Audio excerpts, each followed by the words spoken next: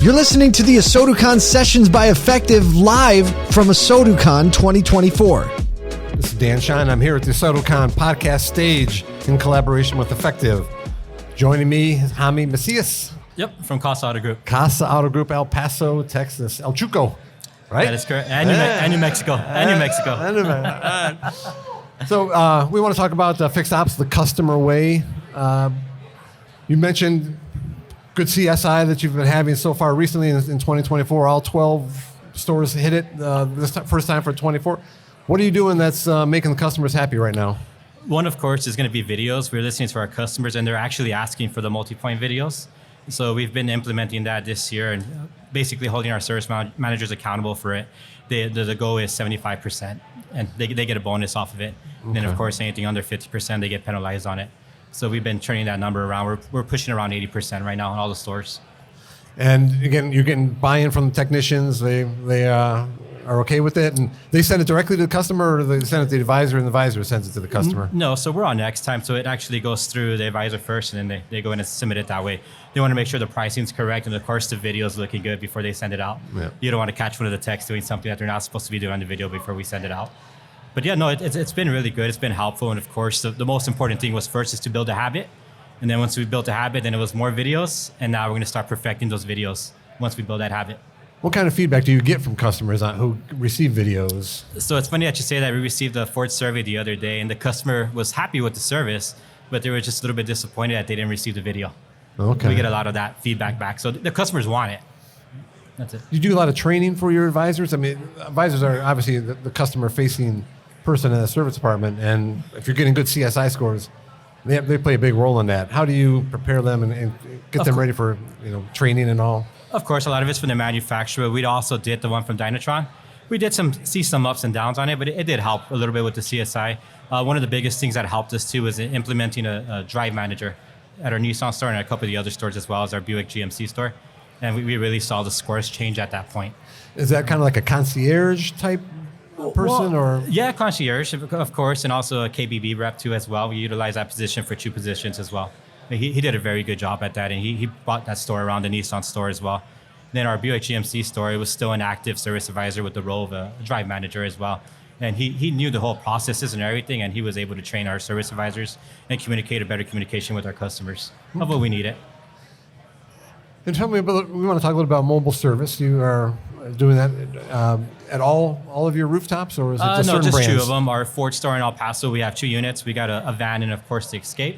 And then in Las Cruces, where we have the Escape, but we just ordered our second mobile van. We should be getting that next month. And how long have you been doing that? So we started out with about 2 years ago, I want to say, in the El Paso Ford store. But my goal was to get that van up to 70% utilization. Of course, receiving that offset. Once we received that offset at 70%, we got the second unit, and now we're at 75% on both of them. So it's probably going to be time we're going to add another van to that location too. Was this the decision that was driven a little bit by what customers want? Did you hear from customers saying, we don't want to necessarily come into the store, we want to come to us, or is it just something that, I know Ford has been pushing it a lot. So it's actually the opposite. Customers don't want the mobile service. They're like, what? This is free? I don't want that. Like, I can drive in there, I have to sit there. But no, so now when BDC follows up with the phone calls, like, what time can I schedule your mobile service? Yeah. We're just approaching it that way, and we're seeing a little bit better results that way. Okay. On it. And what about the training for those folks who do go out on the road? Do you kind of prep them in some ways? For the technicians? Yeah. Oh yeah, of course. Both of the technicians that we have been with us maybe for about 2 years, doing a little bit of light line. So that was a perfect opportunity for them to shine, and also in advance in the group. What challenges are you seeing right now, so far in 2024 in the service department that's still kind of impacting you? So one of the biggest challenges that I've seen is actually our warranty count has dropped quite a bit, but our CP is up 50% at some of the stores. So the biggest concern for me right now is our warranty, especially our Nissan and also at our Kia store. We've seen the warranty numbers drop. Any particular reason for that? Or no, we can't figure that out. I mean, we're utilizing all our tools. Of course, we have a lot of the stores set up with BusyCar. And of course, we're running the list from the manufacturer that they provide from us and having BDC contact them. But it's getting better. But the first quarter was pretty tough for warranty. This month's looking a lot better in April. And we always talk a lot about, and we write about a lot in automotive news, is trying to find good people, technicians, advisors. How are you doing in that regard? So it is a struggle, just like it is everywhere else, but we're trying a different approach and try to approach our high schools and homegrown them, of course. Right now, of course, we got some technical institutions that are charging $60,000 when they get out of it, and it's hard to pay them at a job that's going to pay that amount of school loan that they paid. So if we could get them when they're younger, then we could send them into, of course, the ASOTU program from Ford and the GM program as well. So kind of an apprentice type of course. Arrangement, yeah. Yeah, our goal is to get them, of course, as a porter, get them in there, and then move them into the loop section, and then from there we see a good development on them, and we'll take the chance on them and send them out to the program, the Ford ASOTU program or the GM program. And what do you think are the barriers to getting more young people, like right out of high school, let's say? Is it more the parent as the target audience as opposed to the young person? No, I think it's actually a better shot of approaching that area instead versus the other way, the institutes, of course, as well. They're still driven, they're still living at home. They don't have no bills, so they're eager to learn, and they're willing to put in the time to learn that. Yeah. So how long have you been in this business? Tell me a little bit about your background. So I've been with Casa Auto Group for 23 years. I started off as a porter, and then I was a senior master technician doing diesel for 19 years, and I've been in this position for 2 years. Okay. So the position came about as the Lowen Fields, of course, wanted to expand, so they created this position just for that. So they've added quite a bit of stores the last 2 years. Okay. So it's been good. A lot of growing for me. When you started out as a porter, did they talk to you about a career path, or was it just kind of this was a job for you and you never imagined that you'd be here now? So I honestly believe the porter is probably the most important position. They got the first interaction that could build or break the survey as well, and they sometimes at some of the stores they have the active delivery as well. But no, so I went in and got my senior master's probably with 10 years in. And I just wanted to keep growing, and I went in and took all my warranty and got senior master, or became master from Ford, and then did the advisor and the service manager.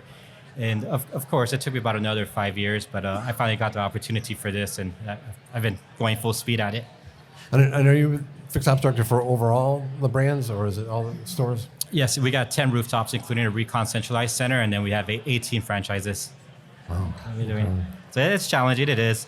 But of course, I got to learn the product, learn the CSI, of course, and all the questions of where we're failing. Last year was a great year. I believe we had CSI 5 times at our 12 locations in a month. And this year we really did it for the first time last month. So it's a great feeling to do that. Once you get everybody on board and to accomplish that. You know, it's kind of hard to do it with one store. You can do it with 12 stores. It's great. Yeah. Is the training consistent across all 12 stores? I mean, for me, so I did keep up with my Ford one, and the other ones I'm kind of fading away right now. It's just too much for me to do to keep up with it.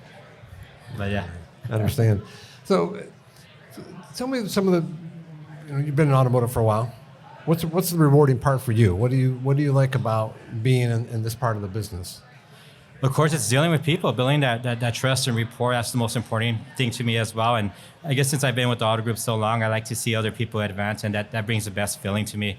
And of course, sometimes when you're a fixed ops director, you're always the bridesmaid, you're not the bride, and I'm okay with that. I'd love to see the rewards go to everybody else. That's the best feeling for me. Yeah. And when you come to an event like this, ASOTU Con, what are you hoping to glean from, or what are you hoping to take away and take home with you? Of course, anything possible to help Casa grow each day. That's my goal. But I think I'm looking forward to a lot more of the variable side, learning that over here this time, of course. And of course, the fixed ops too as well. You're hoping to one day be a general manager? Is that what you're? I would love to be a dealer one day if I could. That would be my dream. Okay. All right. Very good. Well, Jaime, thanks so much for joining us. I really appreciate it. Daniel, it was a pleasure. Thank you so much. Have a good one. Thank you for listening to this ASOTU Con session by Effectv. If you want more content like this, you can check out our other podcasts. We have a daily show called The Automotive Troublemaker, Monday through Friday. Here on podcast, also live streamed on YouTube and LinkedIn and Facebook. We also have a long-form podcast called Auto Collabs. And if you just want to go a little deeper into this community, you should sign up for our regular email. We put our heart and soul into it. You can get it for free by going to asotu.com. We'll see you next time.